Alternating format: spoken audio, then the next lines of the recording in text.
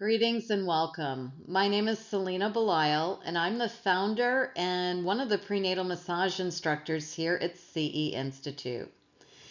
Whenever we can share free materials online with students or new people who are looking to take our training, we certainly do so. And today I'm going to share with you this prenatal record keeping lesson that'll probably be extremely helpful for licensed massage therapists who are working with prenatal clients and amongst other professionals that might be using these record keeping systems. I'm going to quickly teach the GPA and TPAL record keeping systems. Now, there's really just two terms that are probably not common language for you, and those two terms can be used various ways, and it can be kind of fun. Just even looking at the word is usually self-explanatory. Now, some of you might already know this, and that's great. We're just going to overview this very quickly. Some of you might not think you'll ever use this. I thought the same thing when I heard it, but now I'm teaching it. And unfortunately, sometimes I've had scripts come over and it had these abbreviations, so I had to learn it. Okay, so this is pretty easy. Just bear with me and we'll go quite quickly in learning these record keeping systems. Now, there's more than GPA and TPAL, but we're only going to review those two, and I'll show you some of the others at the end of this training. So regardless of whatever work situation will require you to use one of these record keeping systems, they're all acronyms and they all refer to the same 6 or 7 words that can be used a variety of different ways. And I'll share what those are with you right now. The word gravida by itself simply means a pregnant woman, a woman who's been pregnant or who is pregnant. Gravida is used in many different ways. So if you see G1 on paperwork, that means a woman who's been pregnant once. If you see G2, that's a woman who's been pregnant twice. G3, a woman who's been pregnant 3 times. Pretty easy, right? Now they count twins or triplets as one pregnancy. So if a woman's had twins, she would still be G1 because it was one pregnancy. Now we're going to have some fun with some alternative uses of the term gravida. A preemie gravida is a woman who's pregnant for the first time. When you see the term null gravida, that's a woman who's never been pregnant.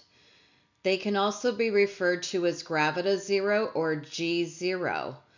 Hopefully you can see these terms kind of make sense once you know what the language is. Your multigravida is a woman who's given birth more than one time, hence the word multi in front of the word gravida. So can you guess what elderly preemie gravida means? You know that preemie gravida is a woman who's pregnant for their first time. And elderly refers to a pregnant woman who's at the ripe old age of 35, folks. Can you imagine being called elderly at 35? Well, you are if you're pregnant. So an elderly preemie gravida is a woman who's pregnant for the first time at 35 years old or older. So gravida is a pregnant woman, and there's many different uses of that term. The second term we're going to review is para. Para is a woman who has undergone a delivery period. Okay, it's used in combination with how many delivery periods they've undergone. So a para 1 would be a woman who's undergone one delivery. Even if it's twins or triplets or quadruplets, they'd still be a para 1 or a P1, right? Para 2 is a woman who's undergone 2 delivery periods. Para 3, undergone 3 delivery periods.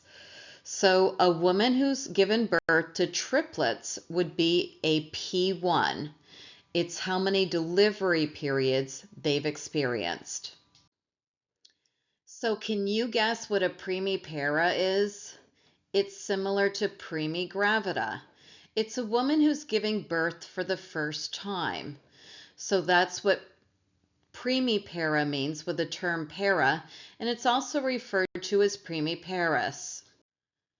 A nullipara or para zero is a woman who has never had a delivery period. That includes women who have never been pregnant and women who have never carried a pregnancy past 20 weeks when the fetus would be viable. Multipara would be a woman who's given birth 2 or more times. So if you had a woman who's given birth 3 times to 3 individual children, she would be referred to as a P3. Multipara is also known as multiparous and multip. Grand multipara means a woman who's given birth 5 or more times. And a great grand multipara is a woman who's given birth at least 10 times. Now, we don't see a whole lot of grand multiparas and great grand multiparas anymore, but we did see them 50 plus years ago, and we still see some today. So the GP record keeping is just counting the number of gravida and the number of para. And there is also GPA record keeping, which counts for the number of gravida, the number of para, that's the GP, and the A stands for abortus. Abortus can be the number of abortions or miscarriages an individual has had before 20 weeks of gestation. I'm going to tell you right now that none of this is on your prenatal massage quiz. So hopefully you feel a little bit better about that. But that is pretty easy once you get used to hearing the words, and hopefully I'll say them enough so you'll feel like you know this. I want you to orally quiz yourself right now. This again will not be on your written quiz that you'll take at the end of training. If you were doing GPA record keeping and you had a woman who had 2 live births and 1 miscarriage, and you were doing GPA record keeping, it stands for gravity, para, and abortus. What would a woman be recorded as if she had 2 live births and 1 miscarriage? Can you guess what that might be? If you guessed G2, P2, A1, you guessed right. So now if you're in an OBGYN clinic somewhere or somebody sends you a prescription and it says G2, P2, A1, now you know what that means. In addition to the record keeping that you'll be able to write and comprehend yourself, now that you know the words gravida and para, you'll be able to read research and comprehend what they're communicating in the research. And also go on to websites such as this patient.info website.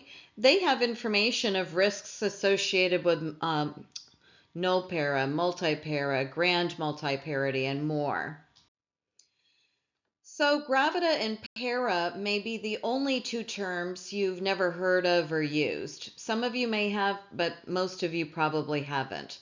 The rest of the terms that we're going to use for prenatal record keeping are terms and language you're used to hearing. You know what they are. The following known terms are part of the TPAL record keeping for pregnant women. T in prenatal record keeping stands for term births. That means after 37 weeks of gestation. P stands for premature births. These are infants that have been born prior to the 37-week mark, which would be considered full term at 37 weeks. And they are live births.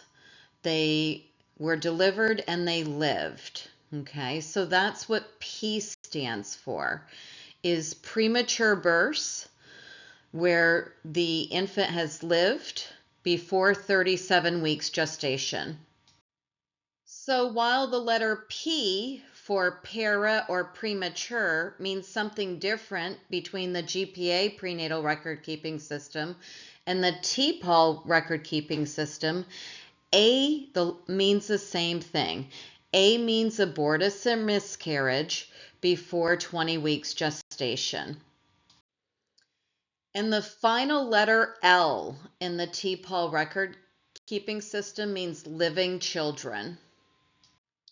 All of these prenatal record keeping systems simply provide a quick overview of female obstetric history.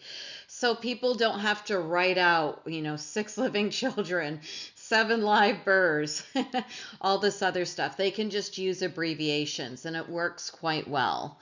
In TPAL, a woman who's had 2 living children born as preterm twins in her first pregnancy. So she's had 1 pregnancy, it was premature, and she delivered twins. She would be designated in the TPAL system as 0102. Okay, let's do this one together. This will be the last one that we do for TPAL. Let's say a pregnant female who carried 1 pregnancy to term with a surviving infant. 1 pregnancy to preterm 35 weeks with surviving twins. And she had 1 ectopic aborted pregnancy at 9 weeks. She has 3 living children. What would that be? Don't look at the screen. Try and write it down. 1 pregnancy to term with a surviving infant. 1 pregnancy of twins that were delivered prematurely, and 1 aborted pregnancy at 9 weeks. What would you record that in TPAL? In TPAL, that would be 1113. And you could also write it out as T1, P1, A1, L3. So now you have the basics to be able to follow along with this prenatal record keeping, whether it's working amongst other colleagues that are using these systems or reading research or instructions. At least you'll have the basic terms to hopefully be able to follow along. Now there's many different systems, but simply by looking at the letters, you should be able to figure out which system they're using, and you can always ask, which system is this? Because you have the GP system that doesn't include abortus, the GPA system does include abortus or miscarriage, right? Now that might not affect your massage appointment, but it's always good to be accurate and be able to record in the right system. So make sure you're on the right track with whoever you're working with. We reviewed TPAL, and there's GTPAL, which includes Gravida. And you have GTPALM, which includes, it's the TPAL includes Gravida, and it also includes multiple pregnancies, such as twins, triplets, quadruplets, and more. Now that was just a short abbreviated lesson as part of a larger prenatal training that we provide here at CE Institute. If you want to learn more, please like us on the YouTube station and on our social media so you can find more free training as we continue to publish it. And you can always visit us at the school, ceinstitute.com, for more comprehensive prenatal massage training. Until we see you in a class, be safe.